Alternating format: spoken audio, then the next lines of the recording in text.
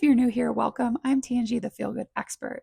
You're about to watch a full lesson from my signature course, Think Like a Reader, where I teach human design enthusiasts how to think like a professional chart reader and apply human design with confidence. I created this curriculum after nearly a decade of reading charts and teaching students, specifically to address where people tend to get stuck when learning how to interpret this complex system. It was originally developed as a paid program, and I am now releasing it publicly, lesson by lesson, for free here on YouTube. If you are following along with the course, make sure you subscribe so you are notified as each weekly lesson drops. And now let's get into today's lesson. Welcome back. We are continuing our series on the 5 types in human design, and today's lesson is on the projector type. So the projector aura is unique in the fact that it is cone-shaped. That means it is absorbing and focused. It absorbs from that back end where the largest openness is, and a projector will take in the energy of the other, absorb it, and when that energy is there, the projector is going to want to focus that energy in, and that focus point goes right to the G center of the other in one-to-one interactions. A projector aura penetrates the other deeply and gets straight to the heart of the matter. They are highly sensitive, the most sensitive aura type of all 5, and their sensitivity is what allows them to read the energy of others. This sensitivity will also leave the projector type vulnerable to taking in unwanted energy. So again, projector aura is focused and absorbing. It is cone-shaped, so it is sensitive and taking in information, energy, and all kinds of different stuff through this openness. And when that energy is there, the projector is going to feel this necessity to move that energy and focus in on something in order to create efficiencies.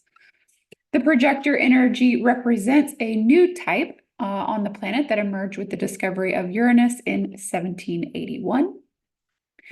You'll know when you look at a chart if it is a projector type when there is no defined sacral and the throat is not connected to any of the other 3 motors via channel.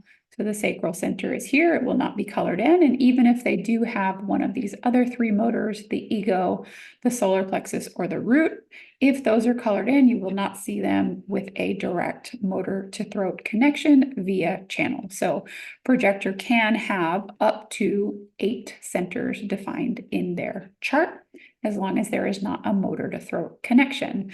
An undefined sacral with a direct motor to throat connection makes that type a manifestor. There are actually categories of projectors. We have energy projectors, meaning they have not a defined sacral, but they do have one of the other 3 motors colored in. We have mental projectors, meaning they have nothing defined below the throat. So all of these other centers will be white. And classic projector, definition below the throat, but no defined motors. Projectors thrive with recognition. Projectors want nothing more than to feel honored, seen, acknowledged for their gifts. This is success in the energy of a projector. So projectors need to beware of the trap of working hard in order to get noticed. They need to know that overextension leads to burnout. They need to focus in that energy and become the expert, especially if it's an expert of a system. They need to know their gifts, and they need to know how to pull their energy back and guide only when they've been invited. So projectors' strengths are providing guidance. They are able to quickly and easily spot areas of improvement and efficiencies in others. They can naturally feel into what is blocking others from their potential. Projectors tend to get straight to the point, and they see things in ways that others simply cannot. Projectors are especially good at understanding systems. They have a natural ability for understanding and creating logical frameworks. One-on-one support is seamlessly expanded into systems that have the potential to impact the masses. Projectors are also extremely efficient. They strategize and get more done in a few hours than most get done in a few days. That is because they don't have a defined sacral, so they've got to find the most efficient way to get from point A to point B. Projectors find shortcuts and loopholes that others may miss, and they can generally do a little bit more with fewer resources. quick note before we continue. If you are watching this and realizing you want to go deeper or move faster, this entire course is already available inside my Chart Readers Hub, along with live calls, past masterclass replays, and an active reader community. You'll find the link in the description below. What projectors need to be aware of is that they can be wasting energy by giving away too much for free. They can waste energy by refusing to delegate and trying to do everything themselves. They're also going to waste a ton of energy by offering unsolicited advice. Projectors have a hard time knowing when enough is enough. They have an inability to say no at times, difficulty with boundaries, people-pleasing tendencies, and they may take on new projects without the time or energy to fulfill them. Lastly, we need to be aware of seeking recognition, going out of their way, doing more than is asked with the expectation of being noticed or praised. Projectors need to be aware of feeling desperate for attention, accepting any invitation without discernment, and overperforming in order to gain appreciation. Projector is going to manage their energy best by waiting to be invited.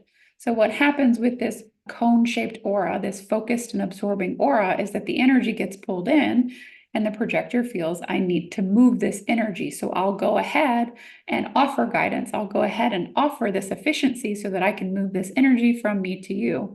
But if the other person is not ready, if you have not been invited, many times this will result in bitterness.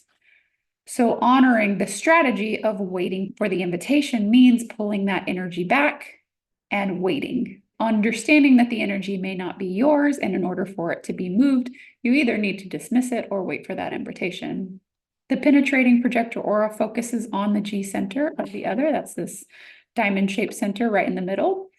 This means that a projector's guidance is so powerful that it will make people question who they are, where they're going, and what or whom they love. With this type of impact, it's important to wield it with caution. Waiting for the invitation allows projectors to better manage their energy resources, dissipate bitterness and resentment, and ensure that the recipient is ready for the shifts that their energy creates. So how do you wait for the invitation? Reserve your energy. Actively wait to be seen, acknowledged, and recognized. Understand your energy and value exchange.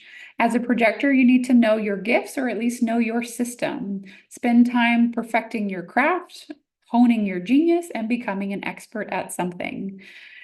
This gives you that discernment on what invitations to accept or not. Get clear, create awareness of what you offer and what types of invitations you are open to receive. And have the awareness of what success feels like. Projector success doesn't necessarily have to be material success. Projectors feel successful when they are providing guidance that serves others and makes others' energy more efficient.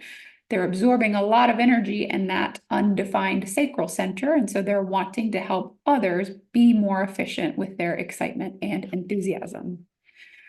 Projectors need to get a little more curious before they guide. So a few questions that a projector can ask themselves is, has this person specifically asked for my advice? Wait for the question mark. Do I feel seen and acknowledged by this person? Do I feel that recognition?